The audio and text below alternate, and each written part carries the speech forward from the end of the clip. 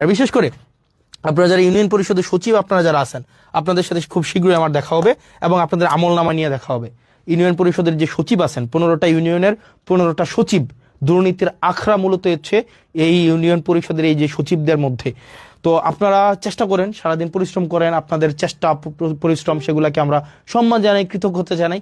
একই সাথে সাথে আপনাদের বিরুদ্ধে যে অভিযোগগুলো আছে আমরা চাই এই অভিযোগগুলো আপনাদের বিরুদ্ধে না থাকুক। কারণ আপনারা যে হয়রানি হয় বিভিন্ন মানুষগুলো, আপনাদের কেন্দ্র করেই কিন্তু সার্ভিসগুলো হচ্ছে আবর্তিত হয়, রুটেট হয়। সেজন্য 15টা ইউনিয়নের 15 জন সচিব আপনারা যারা আছেন, আপনাদের কাছে স্পষ্ট বার্তা, এক পয়সাও যেন কোনোভাবে হচ্ছে এখানে কোনোভাবে যেন কারচুপি না করা হয়।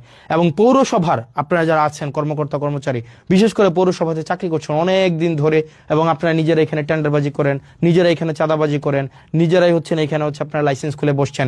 পৌরসভার কর্মকর্তা কর্মচারী, আমি আপনাদেরকে বলছি, আপনাদের উপরে মানুষ ত্যক্ত, আপনাদের উপরে মানুষ বিরক্ত এবং আপনাদের উপরে মানুষ ক্ষুব্ধ। পৌরসভার প্রত্যেকটা আমি নাম ধরে বলতে পারতাম, আমি নাম ধরে বলবো না। এখানে কর্মকর্তা আছেন, এখানে হচ্ছে এই 4-5 জন কর্মকর্তা আছেন, এখানে বাড়িঘর বানাই ফেলছেন, বালিশ খাতা নিয়ে চলে আসেন, এখানে হচ্ছেন একদম পৈতৃক সূত্রে আপনারা চাকরি বানাই ফেলছেন। কাউকে ছাড় দেওয়া হবে না। এবং আপনি যদি জনগণের প্রতি কমিটেড না হন, আপনি যদি এখানে কোনো ধরনের অর্থ হচ্ছে অবৈধ অর্থের সন্ধানে আপনি থাকেন, তাহলে আপনার জন্য এখানে চাকরি করার শুভনীয় না। এবং আইনগত যে ব্যবস্থা আছে আপনাদের বিরুদ্ধে, সে ধরনের আইনগত ব্যবস্থা নেওয়াই সমীচীন।